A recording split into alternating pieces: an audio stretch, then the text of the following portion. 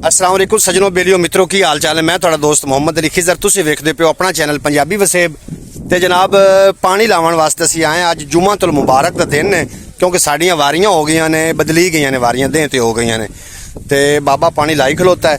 मैं दरअसल ना जाना है 90 डी विच महफिल पाक है और हज़रत अल्लामा मौलाना कारी मज़हर इकबाल फरीदी साहब वो मैनू मेरा जनाब वेट कर रहे हैं।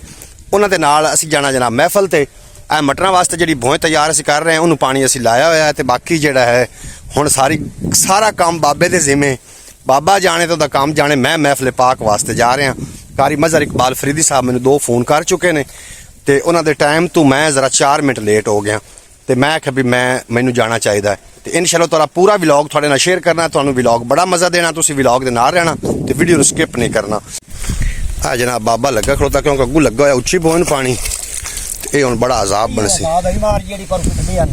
हुण बाबा मैं तो आऊँ जांदा पिया ते हुण ला लईसो ना तू ते ने हबीब, तुसीं जानो तो तुहाडा काम जाने। अल्लाह जाने कितने घंटे पानी अपने कोले पानी 2 घंटे 42 मिनट 2 घंटे 42 मिनट। ते ये जिहड़ा है अधवाड़ा कितने मिनटां च हो जासी? 1.5 घंटे च हो जाना है। 1.5 घंटे च हो जाना मकई हो जासी इंशाअल्लाह। हबीब आ मैं तो हुण पुत्रा जांदा पिया ने। अच्छा मगर हुण प्यो नूं पानी लवा ला, ठीक है? पिछला जाने हबीब जाने। हाँ मार जी पत्ता निकले हुए जी। मैं कुत्ते ते कुत्ता मार गया, मगरू लाई कर गया जी। सिर्फ आके आज मैं काट गया पत्ता। उन्हें पत्ता गतने ही नहीं चाहिए आन पत्तन के पर गते ट्रैक्टर एवें लग जावे। अपना एवें टपया, अपना एवें टपया। इनू चंगी तरह लेंब चा ते चढ़िया तो खड़ा ही पानी अगां ला बेहतर जानदा ही मगरू की बनसने।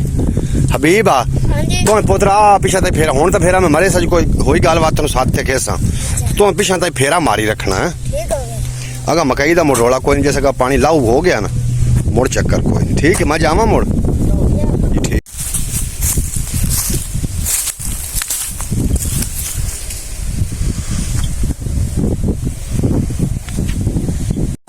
हाँ कारी साहब किधर ने आ रहे हैं?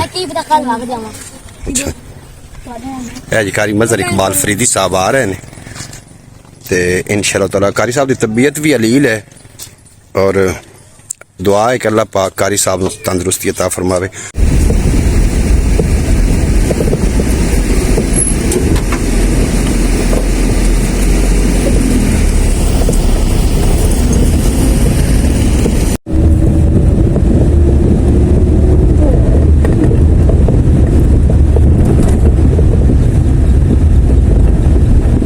रस्ता सारा ही जिहा हुण फिर उवें आ गया।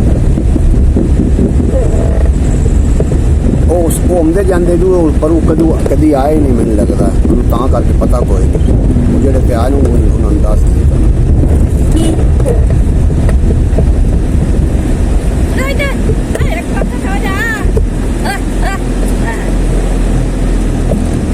कोई गल नहीं, लग्या जावन तो उतले पास मैं लग जावां।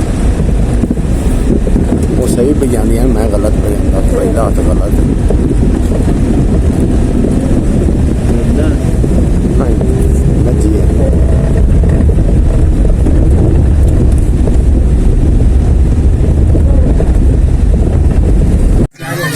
कारी साहब कारी मज़हर इकबाल फरीदी साहब नब्बा की पंजतन दा सदका मेरे दिल नो चैन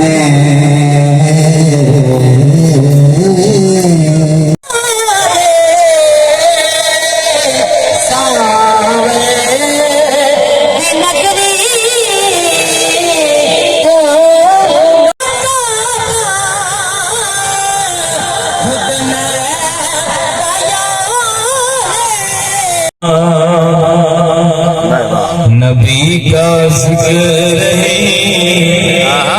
खुदा का जिक्र है, नबी का जिक्र है, खुदा का जिक्र है, नबी की बात ही खुदा की बात है,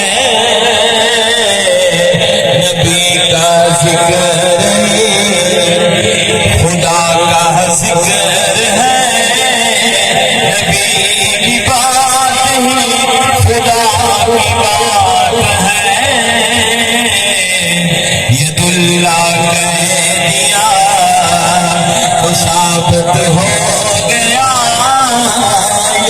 अल्लाह कह दिया तो साजत हो गया। नबी के हाथ ही खुदा के हाथ है। नबी का जिक्र है, खुदा का जिक्र है। नबी की बात ही खुदा की बात है। और हम पे ऐसी अता है फूल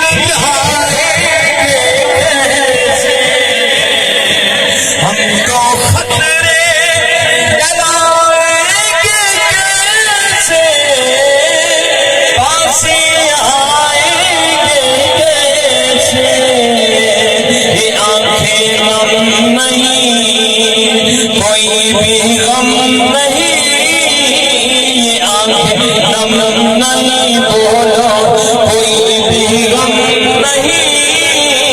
करम हुजूर